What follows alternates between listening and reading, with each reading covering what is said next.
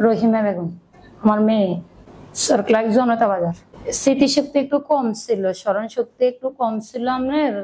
আপনি একটা প্রশ্ন করলেন যে তোমার বাবার নাম কি, এটা বলতে পারলো না।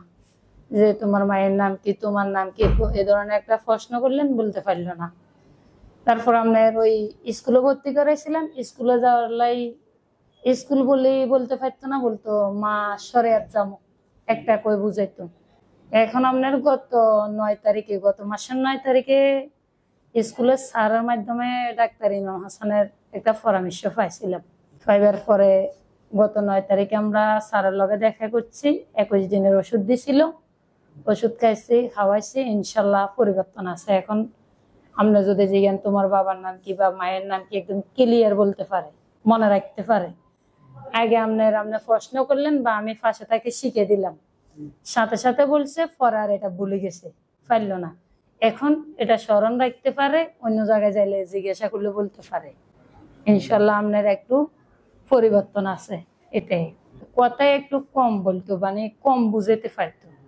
একটা জিনিস আপনার কাছে পাঠালাম, ওই জিনিসটার নাম বলতে পারলো না। এই সমস্যা এটাই আসলে। ইনশাল্লাহ পরিবর্তন আছে। দ্বিতীয় সাক্ষাৎ এটা।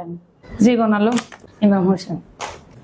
ইনশাল্লাহ ইনশাল্লাহ আপনার প্রথম ফির আমরা যখন আরেকজন স্কুলের স্যারের মাধ্যমে এই খবরটা পাই আইসি, বাড়ির যাইবার পর স্যার জিজ্ঞেস, উনি এত বড় একজন বিশেষজ্ঞ ডাক্তার, এত ঠান্ডা মাথায় নিরিবিলি এভাবে একজন রুগী দেখে, এটাই সন্তুষ্ট। ভাই সুস্থতার মালিক হলো উপর আল্লাহ, উনি হলো উসুল্লাদার।